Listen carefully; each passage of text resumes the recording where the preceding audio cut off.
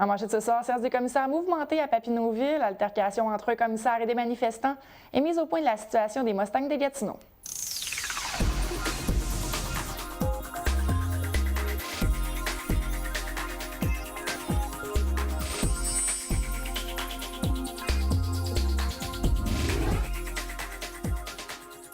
Bonsoir, mon nom est Josiane Hardy et bienvenue à cette édition du 2 avril.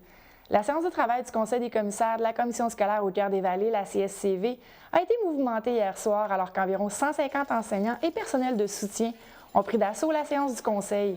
Réunis tout d'abord à l'extérieur de l'établissement, les gens étaient munis de pancartes, trompettes et de slogans. Plusieurs personnes de la CSCV étaient sur place, mais également des autres commissions scolaires qui se retrouvent en Outaouais.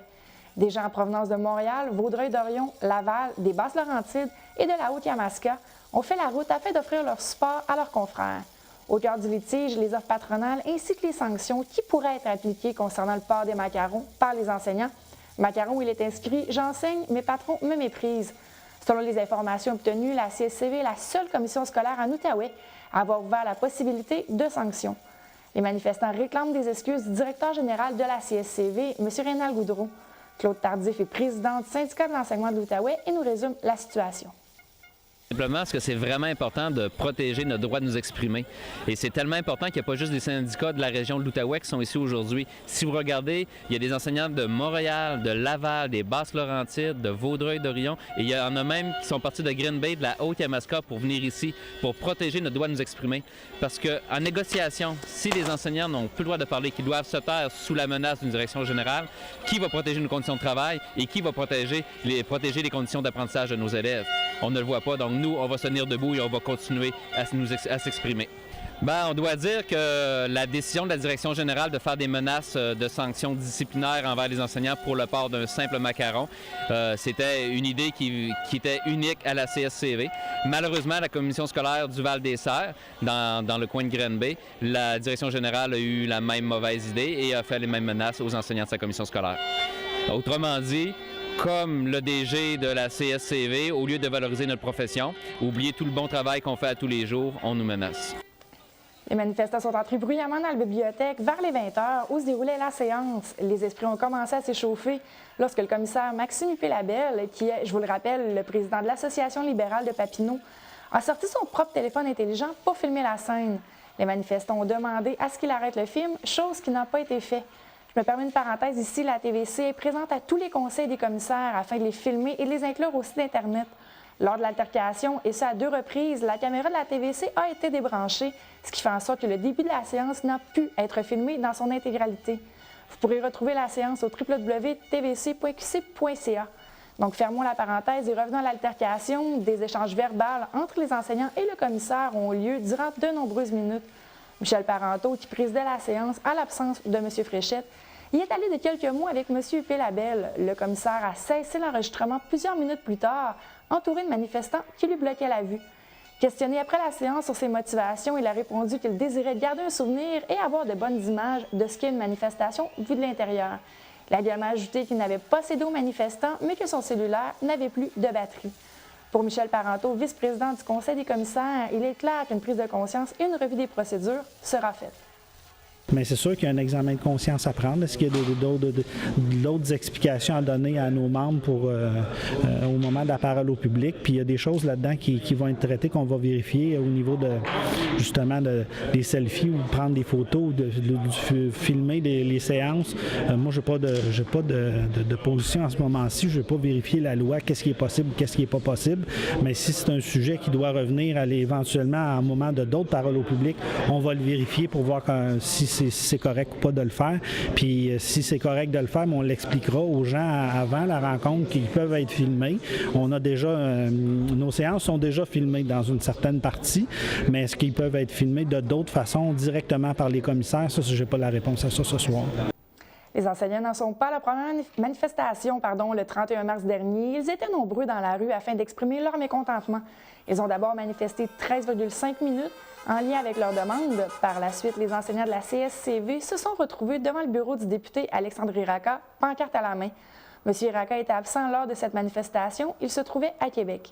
Les 2 manifestations se voulaient un effet surprise et ces événements ne seront pas les derniers. Robert Guérin du syndicat de l'enseignement de l'Outaouais nous donne plus d'explications sur les motivations de ces manifestations du 31 mars. Bien, effet surprise, oui et non. Les enseignantes et enseignants étaient au courant de cette manifestation. Aujourd'hui, c'est la date de la fin de notre dernière convention collective de l'entente E6 2010-2015. Et on voulait signer au gouvernement qu'on est très, très insatisfait des dépôts méprisants qu'ils nous ont déposés à la table des négociations. Alors, il y avait le 4,5 de récupération par rapport à l'IPC. Par la suite, nous avions une demande de 2 d'augmentation par année de clause d'enrichissement. Et on avait finalement une clause de 1 par année qui était la clause de rétention parce que le gouvernement ne cesse pas de se crier qu'il y a de la difficulté à garder son personnel au niveau de la fonction publique. Et on demandait une augmentation de 1 par année comme clause de rétention du personnel. Deux gros points planent sur les négociations entre les parties patronales et les enseignants, le désormais célèbre macaron que les professeurs portent en tout temps et les offres patronales. Ces deux points étaient à l'ordre du jour des manifestants lors de la soirée des commissaires. Le DG de la CSCV avait fait une sortie contre le port des macarons, affirmant que les mots inscrits n'y avaient pas leur place. Il avait d'ailleurs été mentionné que des sanctions pouvaient être appliquées devant les professeurs qui refuseraient d'enlever le dit macaron. Les sanctions qui peuvent être appliquées n'ont pas été précisées. À ce jour, aucun professeur n'aurait été sanctionné pour avoir porté le macaron en classe. Les négociations entre les deux parties, le syndicat et la partie patronale, s'inscrivent dans le renouvellement de la convention collective au niveau provincial. M. Guérin a plus d'explications sur les macarons et ce qui ne convient pas dans les offres patronales.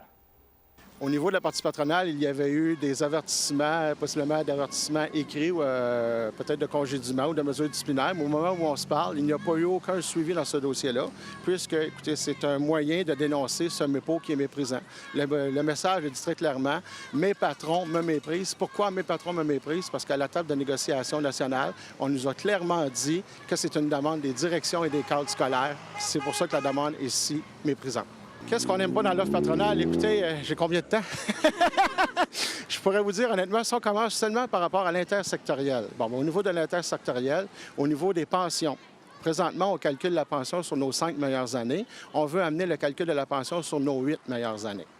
Alors, lorsqu'on fait la moyenne, 0, 0, 1, 1, 1, et qu'on calcule 8 ans au lieu de 5 ans, c'est sûr et certain que le revenu salarial diminue.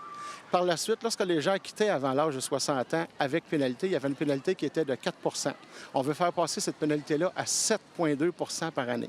Ça veut donc dire qu'une personne, après 3 ans avec pénalité, partirait avec une pénalité de 21 % et plus. C'est hyper méprisant. Ensuite, qu'est-ce qu'il y a? Il y a une demande au niveau du côté de la partie patronale de baisser les ratios. On veut carrément éliminer les ratios. On ne veut pas avoir de ratios. On veut éliminer les cotes pour les élèves en HDAA. On ne veut pas avoir de maxima dans les classes. Ce sont des exemples du dépôt méprisant. Les actions posées par les enseignants s'inscrivent dans la première phase du plan de mécontentement des professeurs et les phases risquent de s'enclencher rapidement. En séance, M. Tardif du SEO a demandé au directeur général de la CSCV de se rétracter et a mentionné, je cite, « Il faut que vous cessiez de prendre seulement des notes. À un moment donné, vous devez agir. » Les membres seront bientôt mis au courant de la seconde phase du plan, mais voici quelques exemples qui pourraient se produire dans cette dite phase. Ce qui s'en vient, c'est sûr, c'est des moyens un peu plus lourds. L'objectif, c'est de déranger de façon supplémentaire nos patrons. Donc, nous allons entraver certaines rencontres convoquées par la direction. Nous allons cesser de faire le bénévolat parce que je pense que tout le monde le sait dans la population qu'on fait beaucoup plus les enseignants que les heures qui nous sont reconnues et pour lesquelles nous sommes payés. Nous allons faire diverses manifestations. Nous allons faire un moyen de pression aussi qui aura des incidences sur la remise des notes à la fin de l'année. Donc, on va agir de différentes façons. Et d'ici quelques jours, nous allons consulter nos membres sur un mandat de grève de 3 jours. Pour certaines personnes, les professeurs prennent tout simplement les élèves en otage, que ce soit par de petits moyens de pression en allant au plus imposant. Ce sont les élèves qui en paient les frais. Ces négociations qui risquent d'être ardues ne seront pas terminées de sitôt au détriment des étudiants. Idée qu'ils ne partagent pas, comme vous allez pouvoir le constater, M. Tardif. Bien, s'il y a quelqu'un qui prend en otage depuis plusieurs années les élèves, c'est tout simplement les différents ministres, les premiers ministres qui coupent et ne cessent de couper en éducation et ça affecte grandement les conditions d'apprentissage des élèves. C'est sûr que les moyens de pression qu'on va faire, des fois, il pourrait y avoir une petite incidence dans les classes. Je dis bien une petite incidence parce que c'est minuscule comparé à l'incidence de ce que la machine libérale veut faire présentement avec le système public de l'éducation. Ça va être affreux pour nos élèves comparativement aux moyens de pression que nous voulons faire. Le directeur général, Rénal Goudreau, a eu quelques difficultés à établir l'ordre en tout début de séance, mais le DG n'a par la suite émis aucun commentaire pendant la rencontre et lorsque cette dernière s'est terminée. Le vice-président Michel Parenteau, qui agissait à titre de président pour cette rencontre, je vous rappelle, a mentionné que le sujet serait discuté en comité de travail. Il n'a cependant pas été possible de savoir exactement quand le Conseil des commissaires se penchera sur la question. Une réponse devrait être transmise par voie de communiqué ou encore de résolution. Mais pour M. Parenteau, les manifestants ont été entendus. Bien, c'est sûr que c'est des moments à vivre. Il y avait ces représentants-là, il y avait des choses à exprimer, des choses à dire. Donc, on les a écoutés. Ça s'est passé comme le 11 mars dernier. Je pense que le Conseil a écouté ce qu'il y avait, les interventions des deux délégués syndicaux à la parole au public. On les a écoutés, on les a entendus. Puis comme le 11 mars dernier, on a pris ça en délibéré. Ça va être dans le dossier là, que M. Fréchette avait présenté, là, comme quoi qu'on reviendra au Conseil des commissaires en comité de travail pour étudier. Mais pour l'instant, il n'y a pas de décision, il n'y a rien de suivi là, directement ce soir. Je n'avais pas rien à annoncer. Ça n'a pas encore été discuté entre les membres du Conseil. Donc, éventuellement, c'est un sujet là, qui devrait revenir là, au Conseil des commissaires, mais comme dossier de travail. Une vidéo circule sur les réseaux sociaux. On peut voir certains partisans des Mustangs faire des gestes disgracieux et avoir des paroles inappropriées envers certaines personnes. Le service de police de Gatineau s'est déplacé à de nombreuses reprises à l'aréna de Buckingham. Luc Mauserol, le président du club, nous parle de cette vidéo et de l'avenir de la ligue dans laquelle évoluent les Mustangs.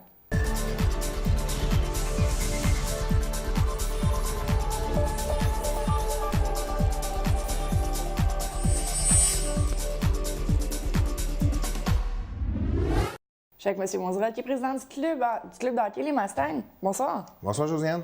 Tout d'abord, il y a une vidéo qui circule à l'effet qu'on serait peut-être un peu trop émotif ici à Buckingham lors des matchs de hockey, que le SPVG a dû se déplacer une dizaine de fois à l'aréna. Qu'est-ce qu'il y en a? Bien, au fait si on scinde la question en deux, on parle du vidéo.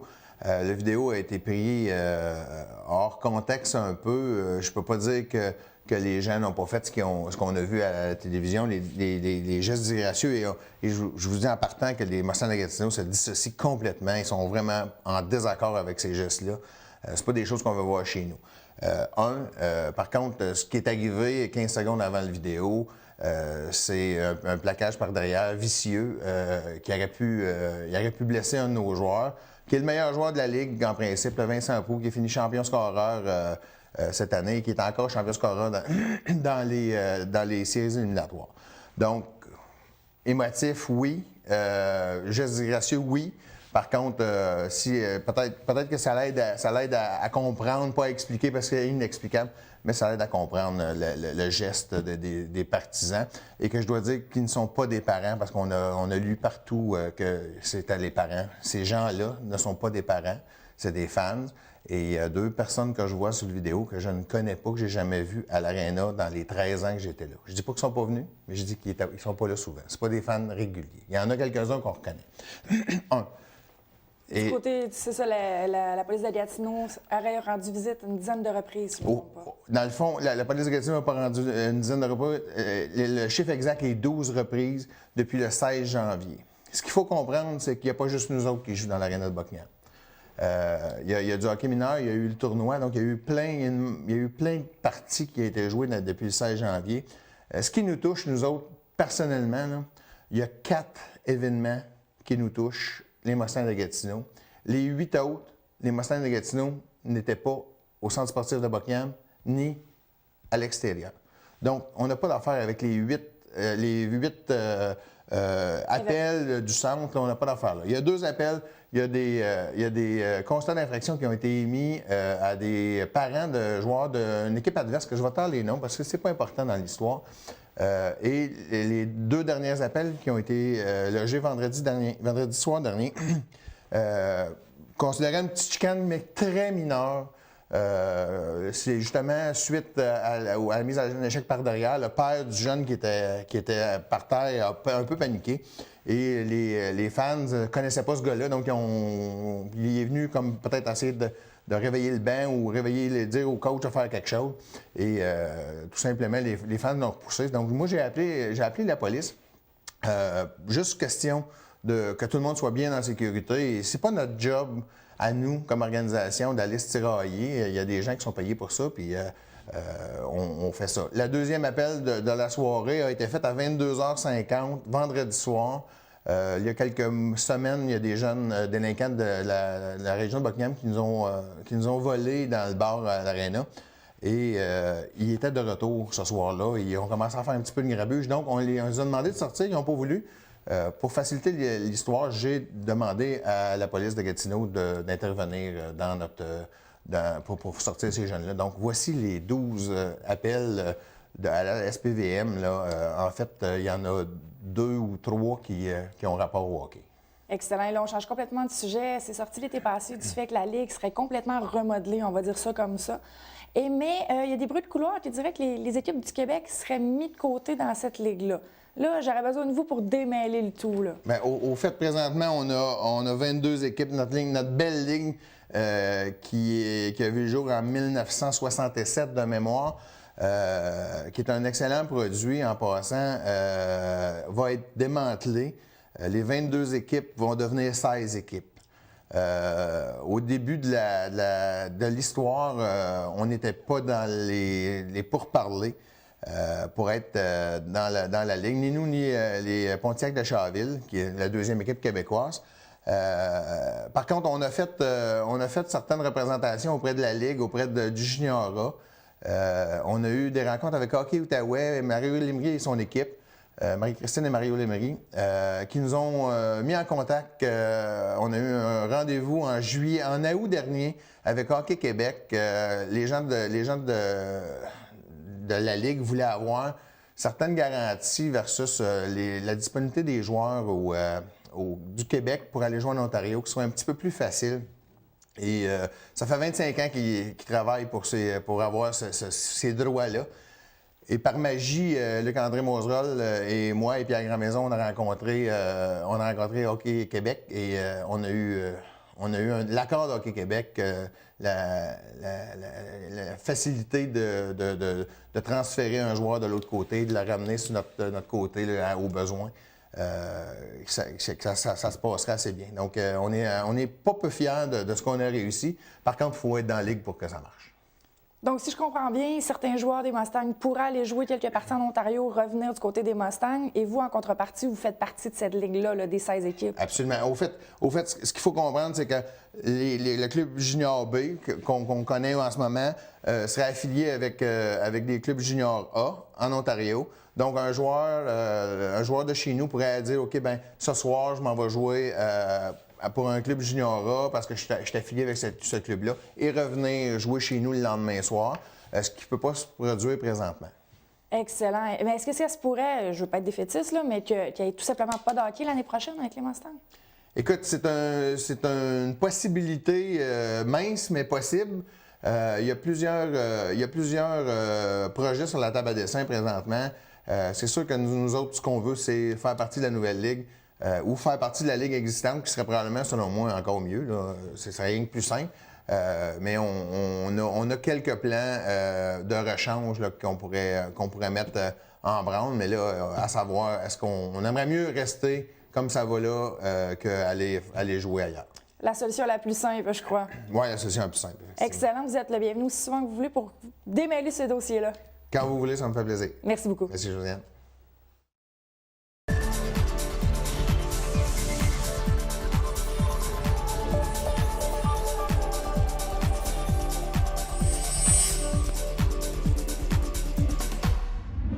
C'est l'heure d'espoir avec François. François, bonsoir. Bonsoir, Josiane. Et là, même si on a une belle journée de printemps, on parle encore de hockey. Oui, pour le printemps, disons finalement. Là. Oui, aussi.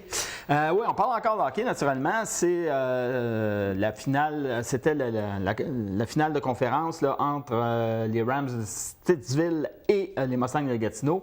Ça s'est terminé par une défaite en 6 rencontres des Mustangs. Malheureusement, et puis je dois le dire, je pense que le fait marquant de la série, ça aura été l'indiscipline de certains joueurs dans des moments clés. Je pense que pendant toute la série, on a eu de mauvaises punitions. Les mauvaises punitions, à ce moment-là, ça entraîne des chambardements de ligne. Alors, c'est plus difficile pour les joueurs. N'empêche que ça aurait été quand même une bonne série de hockey. Il y a certains joueurs qui se sont mis en évidence aussi. Vincent Proulx, qui même s'il a été visé là, par quelques remarques de son entraîneur, a quand même dominé les pointeurs là, avec 5 buts et 3 passes. Il y a Michael Gervais qui a eu de très bonnes séries éliminatoires. Ça s'est poursuivi aussi en finale de conférence avec 4 buts et 4 passes. Et aussi Cédric Parker là, qui a réellement là, haussé son jeu d'un cran avec 3 buts et 5 passes. Alors, ça complète la saison des Mustangs du côté de la Ligue junior B de l'Est de l'Ontario. Toutefois, cette année, les Mustangs vont participer à la Coupe Dodge qui se déroule du 15 au 17 avril prochain à Laval. Le premier match, c'est le 16 avril à 18h à l'aréna Mike Bossy. Et pourquoi on est là cette année? Parce que premièrement, la cédule en donnait. Et ça n'était pas loin, Laval, là, je veux dire, c'est moins loin d'aller jouer à Rimouski. Donc, ça va se poursuivre. Et naturellement, comme à chaque saison, on a dit au revoir à quelques joueurs, dont Vincent Proulx, Michael Gervais, Cédric Parker et Raphaël Grandmaison. Ça va être quand même de gros souliers à chausser, ça, pour la prochaine édition. On reste dans le hockey avec les Vikings. Oui, les Vikings de Papineauville qui ont été, finalement, qui sont champions de la Ligue junior C de la capitale nationale. Écoutez, ça a été quand même serré. Ils menaient 3-1, mais finalement, on a eu besoin de la tenue d'un 7e match hier soir à Embrun. Et, disons, les Vikings l'ont emporté, donc félicitations. C'est le premier championnat de cette quand même jeune organisation. Alors, on leur en souhaite beaucoup d'autres dans les prochaines années. Excellent. Et là, on s'en va avec les Olympiques. Oui, les Olympiques, la série est égale. On sait qu'ils affrontent l'Armada de Blainville-Boisbriand. C'est 2-2. Prochain match, c'est vendredi soir du côté de l'Armada, c'est-à-dire à Blainville. Attention, dimanche, match à domicile des Olympiques de Gatineau à compter de 16h. Fait que ça se place bien. On va dîner à cabane à sucre, et puis après ça, en revenant, on arrête tranquillement la partie. Il y a le forfait en saison régulière. 2 adultes, 2 enfants à 36 $, c'est maintenu là, pour les éliminatoires. Donc, mettez ça à l'agenda pour dimanche après-midi. De toute façon, je pense qu'il y en a en neige. Le printemps est finalement fini en début de bulletin. Fini. Ça a duré 2 jours. Voilà. On a toujours au hockey les midgets. Oui, ce sont les Jets de la Lièvre qui avaient, dans le midget, qui avaient terminé la saison en 5e position, ont créé une belle surprise en remportant les séries éliminatoires. Ils ont triomphé des Pats de Gatineau, des Patriotes, de Gatineau, en 3 matchs. Ça a pris une fusillade pour arriver là, à déclarer un vainqueur. Il faut souligner la performance du gardien de but des Jets, Cédric Desjardins. Et ce que ça permet aux Jets de faire, c'est qu'en fin de semaine, eux autres ne pourront pas voir les Olympiques. Ils vont être du côté de Granby à l'inter-régional. Alors, bonne chance à cette équipe. On s'en va du côté du curling maintenant. Oui, on sait que le Québec était représenté par le quatuor de Ted Butler, Don Westphal, Maurice Caillouette et Michel Laroche. Ils sont allés justement là, au championnat senior et ils se sont inclinés en finale quand même. C'est une très belle performance. Ils ont perdu par le pointage de 5-3. C'est très bas, ça, au curling. C'est sûr que M. Butler aurait aimé remporter la palme, mais comme il dit, on a défait l'Alberta en semi-finale et ça, c'était l'équipe qui était favorite du championnat. Donc, c'est quand même une victoire. Félicitations à cette équipe. On s'en va du côté du soccer. Oui, il y a eu la semaine dernière une conférence de presse du FC Gatineau pour annoncer justement un peu ses couleurs là, au niveau de la prochaine saison qui s'en vient. Sauf qu'il y a un petit bémol, là, je ne sais pas comment ça va s'articuler, tout ça. Le directeur technique et l'entraîneur du club en 2014, Bruno Locatelli, lui a déjà annoncé qu'il ne sera pas entraîneur cette année parce qu'il retourne en France là, pour des questions personnelles. Et aussi, le président va quitter l'équipe. Alors, il n'y a plus grand monde dans le bateau. Là, il n'y a plus grand monde dans le bateau. Ça n'inquiète pas outre mesure là, la Fédération de soccer là, en Outaouais, là, M. Gravel. Mais en tout cas, c'est une drôle de façon de commencer l'année. On leur souhaite bonne chance quand même. Ils ont annoncé quand même des choses intéressantes là, du côté de l'équipe du FC Gatineau qui joue dans la Ligue première. Premièrement, le premier match à domicile va avoir lieu le 2 mai. Alors, on va espérer que toute la neige va être fondue, n'est-ce pas? Mais ce qui est intéressant, c'est gratuit pour tous les spectateurs. Donc ça, c'est très bien. Toutes les parties régulières de la saison, les 16 ans et moins, ça va être aussi gratuit. On sait que l'an dernier, la majorité des matchs les matchs locaux avaient lieu le vendredi soir. Cette année, ils ont déplacé ça au samedi et ça va être surtout des programmes doubles. C'est-à-dire que le premier match à 17h, ça va être le FC Gatineau, l'équipe senior. Mais après ça, c'est l'équipe de réserve qui va jouer à 20h. Donc, ça va faire des belles après-midi et des belles soirées, là, si vous voulez, de soccer. Alors, c'est à suivre, ça. Et puis, dès qu'on aura des nouvelles au niveau là, du management de l'équipe, ben, on vous en fera part. On poursuit en baseball. Oui, c'est les champions d'Ottawa. On sait que c'est la nouvelle équipe là, dans la ligue semi-professionnelle. Ce qu'ils font, c'est quand même intéressant. Je sais qu'il y a des équipes professionnelles qui l'ont fait. Eux autres, ils ont décidé que le 7 mai prochain, au stade là, d'Ottawa, là, le parc Raymond Chabot Grant Thornton maintenant, ben, tous les intéressés qui veulent jouer au baseball, qui ont un certain talent, naturellement, parce que c'est semi-professionnel, attention, ben, vous pouvez vous présenter là et puis on va vous donner un essai. Alors, il y a des chances là, que si vous êtes capable d'épater l'entraîneur Al Lanier, qui lui est un ancien des Ligues majeures, bien, vous aurez peut-être une place dans cette équipe-là. Écoutez, ils l'ont fait en Floride, puis ils en ont signé 6 comme ça. Alors, écoutez, 7 mai. 7 mai prochain, du côté du parc Grant Thornton Chabot, là, en tout cas du côté d'Ottawa. Un essai de baseball, si ça vous intéresse. Excellent, ça va en natation maintenant. Oui, on apprenait là, justement cette semaine que le club de natation de Gatineau perdait son entraîneur, Michel Bérubé. On sait, lui, il va s'en aller du côté de la Fédération de natation du Québec à Montréal. Il s'en va directeur performance. Pour lui, là, il dit que c'était le temps de faire un peu un changement. Il met un point à 34 ans de carrière comme entraîneur. C'est pas sans un pincement de cœur. Alors, il a une belle carrière. Il a dirigé les équipes nationales du pays, notamment en Coupe du monde au Brésil, aux Jeux olympiques de 2000 à Sydney. Écoutez, puis il a fait sa marque avant ça comme un ancien joueur de water polo avec l'équipe senior canadienne. Donc, on lui souhaite bonne chance et on aura des nouvelles sous peu de son remplaçant. Excellent. Les jours JBMR. Oui, ça revient cette année. C'est des belles randonnées cyclistes là, du côté de la Petite Nation. Ça va avoir lieu le 6 et le 7 juin prochain, donc c'est le samedi et le dimanche. Cette année, c'est la Corporation des loisirs de Papineau qui chapeaute l'événement. On sait qu'avant, c'était les municipalités. Alors, c'est eux qui ont le mandat cette année. Il va encore avoir 8 parcours entre 8 et 96 km. Il y a quelque chose de nouveau cette année. Il va y avoir un circuit de 80 km. C'est une boucle Papineauville-Hawkesbury-Lefebvre. Plus de détails sous peu. On aura la chance d'en reparler justement au mois de juin. Merci beaucoup, François. Ça va faire Et joyeux plaisir. sport, mange pas trop de chocolat. Non, moi, le chocolat, c'est pas mon fort. Excellent. Je vous remercie d'avoir été des nôtres et justement, l'équipe d'ATVC vous souhaite une joyeuse Pâques à vous également et on se retrouve la semaine prochaine. D'ici là, vous pouvez toujours aller sur le site internet de l'ATVC. Vous pouvez voir toutes les émissions qui sont archivées. Mon nom est Josiane Hardy. Je vous souhaite une très bonne soirée et on se reparle la semaine prochaine.